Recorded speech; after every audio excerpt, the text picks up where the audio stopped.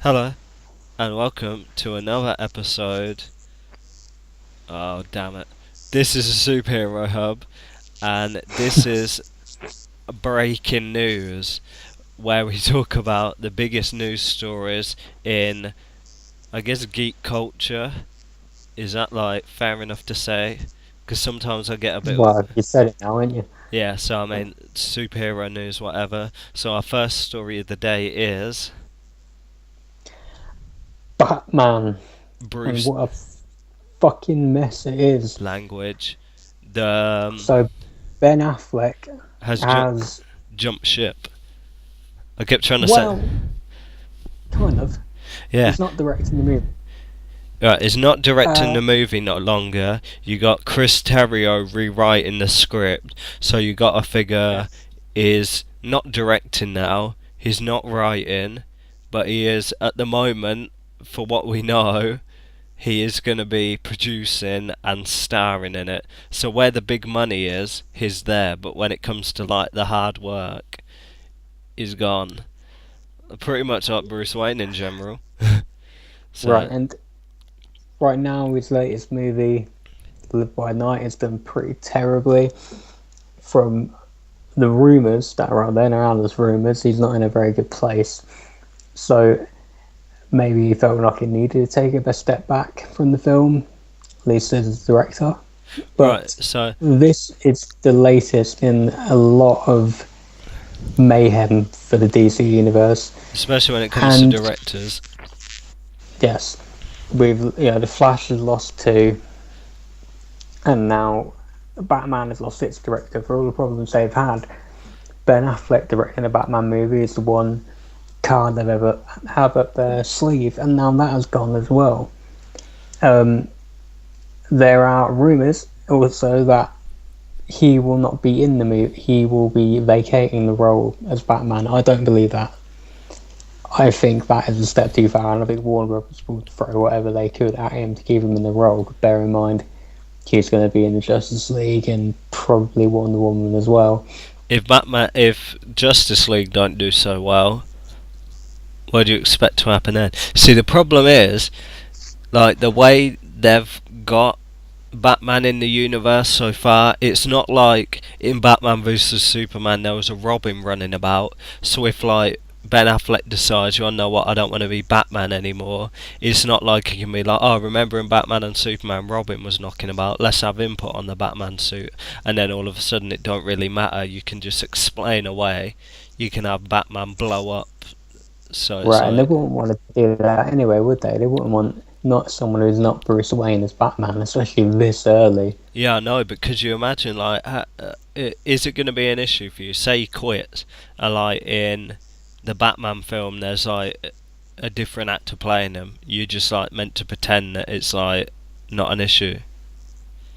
I mean, personally, I could shrug it off and not care. I'd look at it kind of like James Bond, some other dudes playing a role fine. But I do think for a larger audience, for worldwide, who are entrenched in him in the role and who are going to be seeing him in two more movies, I I think it's a disaster. I do think if that happens, and this is all very theoretical, I do think Ben Affleck will play Batman, and It I'm hoping that Justice League will be successful. But if theoretically it's not, and he doesn't play Batman, it's disaster. yeah, that's the final straw. I think that's when I think they just have to pay everyone their contracts, cut them, bye, and then start from scratch and have young people do it, like so you can build up the universe, so you can go for like 10, 15 years before they're all like 60 and you can't do anything with them,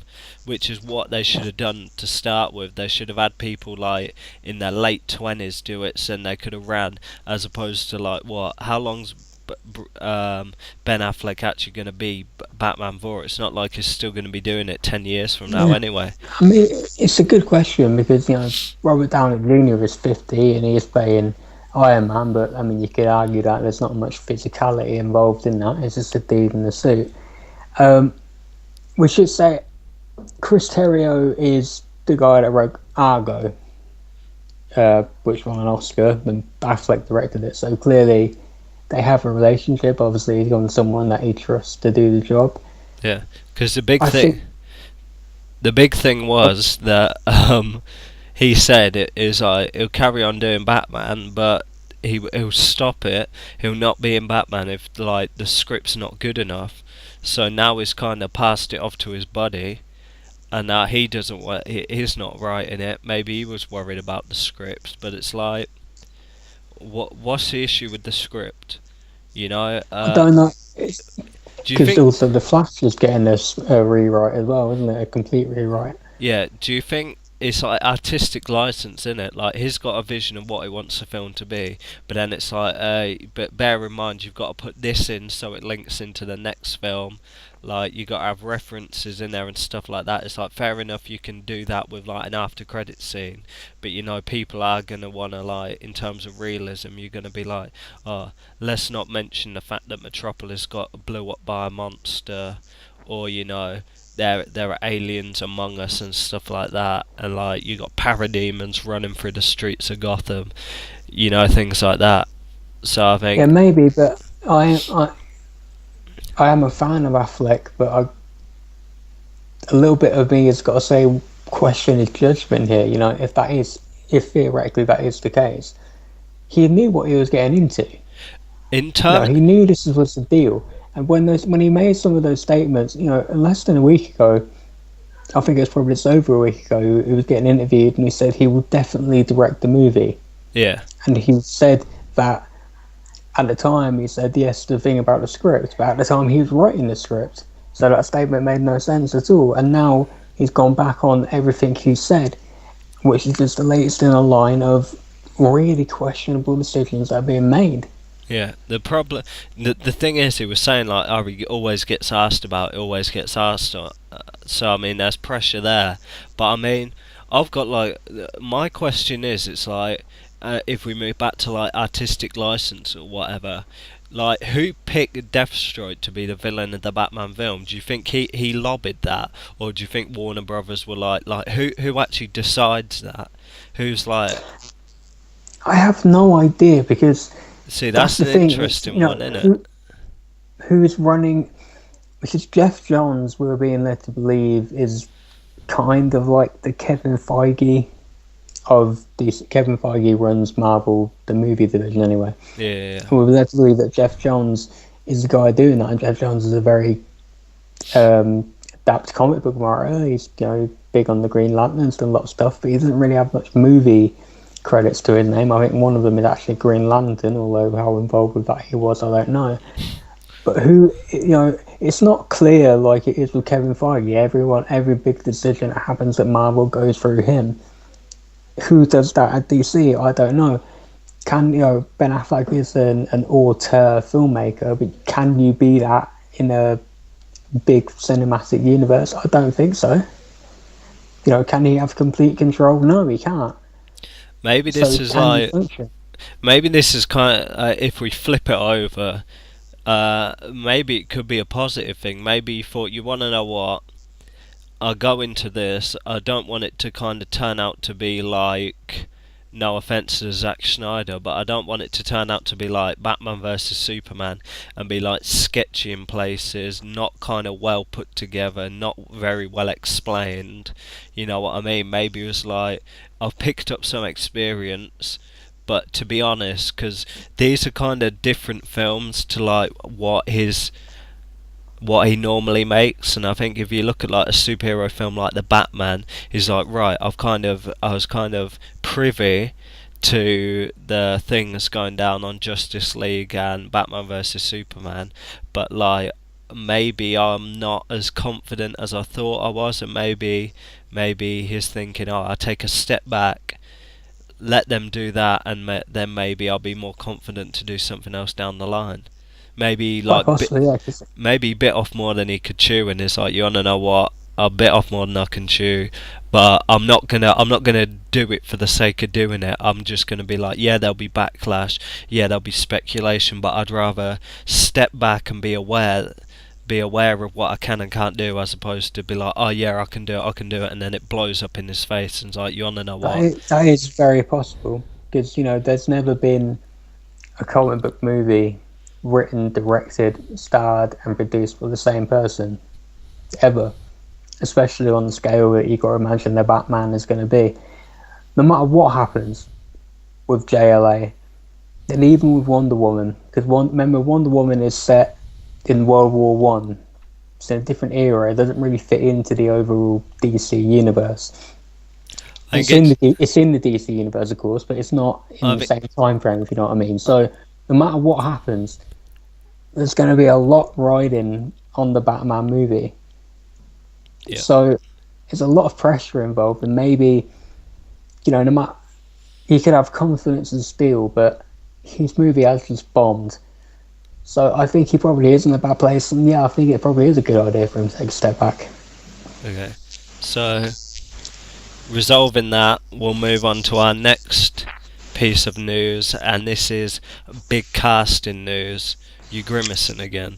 And yes. This is the news that apparently there has been an actor cast for the role of Black Manta, who's going to be I guess a kind of side villain, if you will, in the Aquaman film. Whether it's the main one or Ocean Master it's debatable, but there's been an actor kind of confirmed to play in that, and apparently Nicole Kidman has been in talks to play Aquaman's mum. So I mean, Aquaman's, I think we've referenced this before and mentioned this before in other videos, but literally like Aquaman's doing okay. Yeah, in terms of casting, I've seen Nicole Kidman in the movie called Lion. She's pretty solid in that. I think she's not bad to have in it, certainly, yeah. Exactly. I don't think it's going to be a massive role. It's just going to be like, kind of consultancy. Pretty much like, it's like Aquaman's kind of like the Thor of the DC world, if you know what I mean. Like Atlantis is going to be Asgard and is going to travel between there and like the surface. Cliche as that sounds, but I think like is getting actors and actresses like cast, that you got script readings, table reads, stuff like that. You got the director holding solid, so Aquaman's continuing to be the surprise stability in the DC universe so far. So I mean, that's pretty decent news. What do you think? Yeah, it's definitely the most stable of, and I suppose Wonder Woman was. Wonder Woman I think lost a director as well at one point. Yeah, it's definitely been the most stable out of all of them. Good casting. I think it's an interesting question with Black Manta. Is he the villain? Is Ocean Master? I've got to imagine they'll stretch out the Ocean Master thing a little.